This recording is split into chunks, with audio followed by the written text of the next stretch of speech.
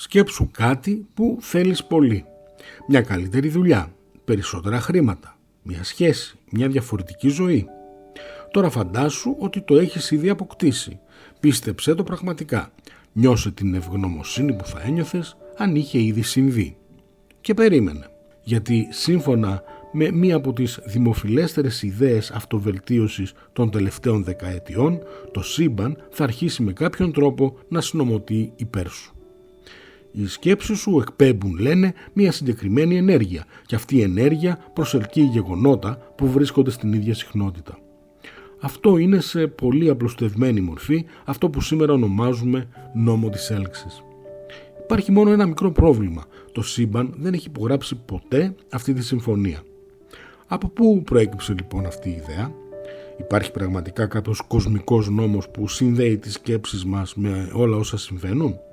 Και αν όχι, γιατί τόσοι άνθρωποι είναι απολύτως πεπισμένοι ότι ο νόμος της έλξης έχει λειτουργήσει στη ζωή τους?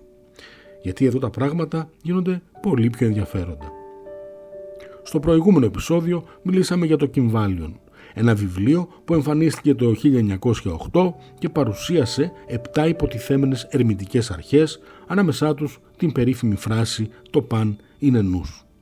Είδαμε όμως ότι το Κυμβάλιον δεν αποτελεί κάποιο χαμένο αρχαίο αιγυπτιακό κείμενο. Ανήκει σε ένα πολύ νεότερο πνευματικό περιβάλλον, το αμερικανικό κίνημα της νέας σκέψης, το λεγόμενο New Thought. Και εδώ ακριβώς βρίσκεται ένας από τους σημαντικότερους προγόνους του σημερινού νόμου της έλξης. Στα τέλη του 19ου και στις αρχές του 20ου αιώνα, συγγραφείς και ομιλητές άρχισαν να υποστηρίζουν ότι η σκέψη δεν επηρεάζει απλώς τη διάθεσή μας. Μπορεί να επηρεάσει την υγεία, την επιτυχία και σε ορισμένες εκδοχές ακόμα και την ίδια την εξωτερική πραγματικότητα. Η ιδέα ήταν εξαιρετικά ελκυστική, γιατί έδινε στον άνθρωπο κάτι που όλοι επιθυμούμε. Έλεγχο. Αν οι σκέψεις μου δημιουργούν την πραγματικότητά μου, τότε η ζωή πάβει να είναι ένα χαοτικό σύνολο γεγονότων. Υπάρχει ένας μηχανισμός και μπορώ να τον χρησιμοποιήσω. Κατά τη διάρκεια του 20ου αιώνα αυτές οι αντιλήψεις άρχισαν να αναμειγνύονται με την αυτοβελτίωση και τη λεγόμενη θετική σκέψη. Η επιτυχία παρουσιάστηκε όλο και περισσότερο ως αποτέλεσμα της σωστής νοοτροπίας. Θέσε ένα στόχο, οραματίσου τον, πίστεψε ότι μπορείς να τον πετύχεις, μην αφήσεις την αποτυχία να σε σταματήσει. Μέχρι εδώ μάλιστα δεν υπάρχει τίποτα ιδιαίτερα μεταφυσικό. Το μεγάλο άλμα γίνεται όταν από το «η σκέψη επηρεάζει τη συμπεριφορά μου» περνάμε στο «η σκέψη επηρεάζει απευθείας την εξωτερική πραγματικότητα». Το 2006 η τεράστια επιτυχία του The Secret έκανε αυτή την εκδοχή γνωστή σε εκατομμύρια ανθρώπους. Η βασική ιδέα ήταν απλή. Οι σκέψεις λειτουργούν περίπου σαν μαγνήτες. Σκέφτεσαι θετικά, προσελκύεις θετικά γεγονότα. Σκέφτεσαι αρνητικά, προσελκύεις αρνητικά. Και στη σημερινή εποχή των κοινωνικών δικτύων η ίδια ιδέα απέκτησε ένα καινούριο όνομα. Manifestation. Εδώ χρειάζεται να κάνουμε όμως έναν πολύ σημαντικό διαχωρισμό. Τι σημαίνει ενέργεια? Στη φυσική η ενέργεια έχει ένα συγκεκριμένο νόημα. Μετριέται, υπολογίζεται, υπακούει σε συγκεκριμένους νόμους. Όταν λοιπόν κάποιος λέει ότι μία σκέψη εκπέμπει ενέργεια στο σύμπαν, η λέξη ενέργεια χρησιμοποιείται με εντελώς διαφορετική έννοια. Ως μεταφορά. Το ίδιο συμβαίνει με τις περίφημες συχνότητες και δονήσεις. Φυσικά υπάρχουν ηλεκτρικές και χημικές διεργασίες στον εγκέφαλό μας, αυτό όμως δεν σημαίνει ότι η σκέψη «θέλω ένα καινούριο αυτοκίνητο» εκπέμπεται σαν ραδιοφωνικό σταθμός και κάπου το σύμπαν πιάνει το σήμα.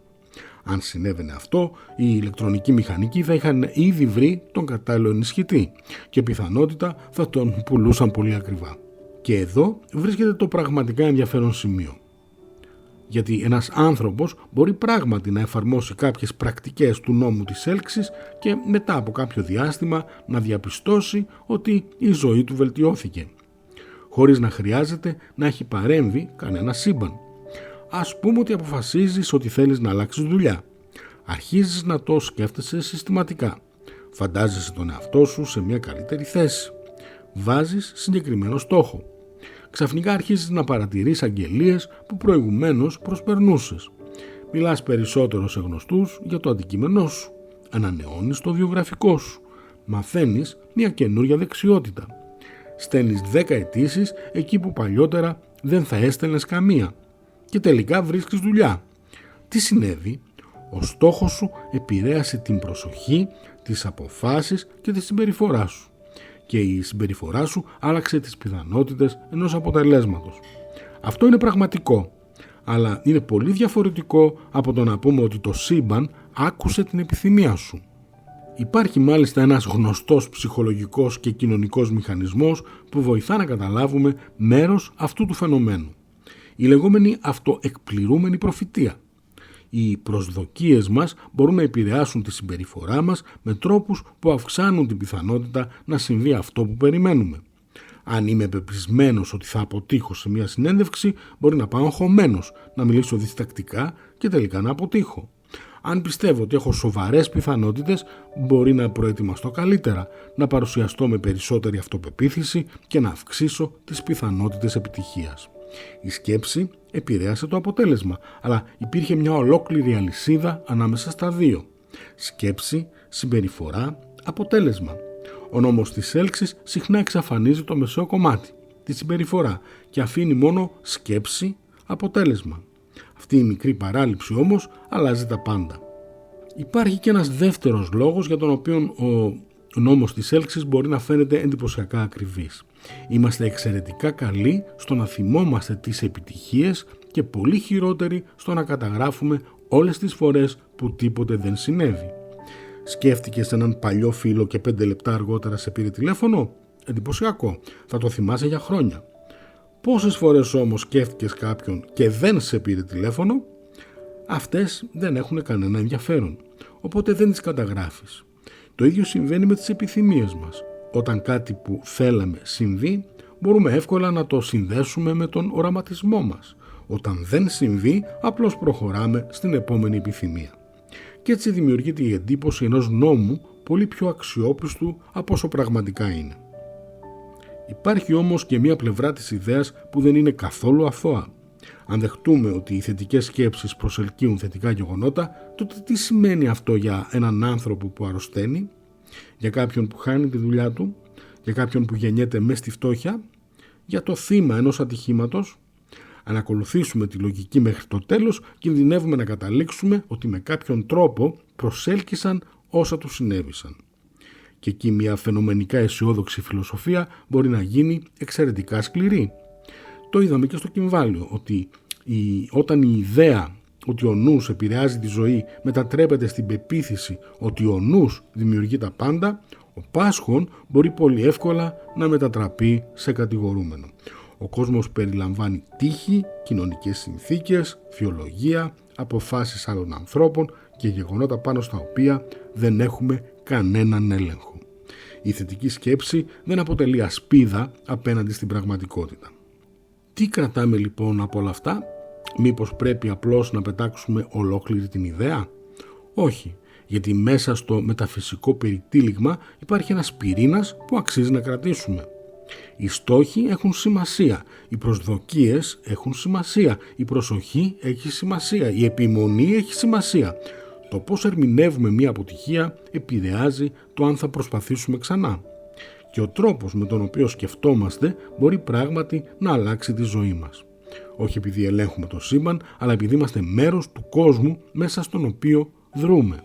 Οι σκέψεις γίνονται αποφάσεις. Οι αποφάσεις γίνονται πράξεις. Οι πράξεις έχουν συνέπειες και οι συνέπειες αλλάζουν σε κάποιο βαθμό τη ζωή μας. Δεν είναι τόσο θεαματικό όπως το ζήτησέ το από το σύμπαν, είναι όμως πολύ πιο χρήσιμο και κυρίως μας αφήνει ένα μέρος της δύναμης χωρίς να μας πουλά την ψευδαίσθηση ότι έχουμε όλη τη δύναμη. Από τον Ερμή τον Τρισμέγιστο και την Σμαράγδινη πλάκα περάσαμε στο Κυμβάλιον και από εκεί στο νομό της έλξης.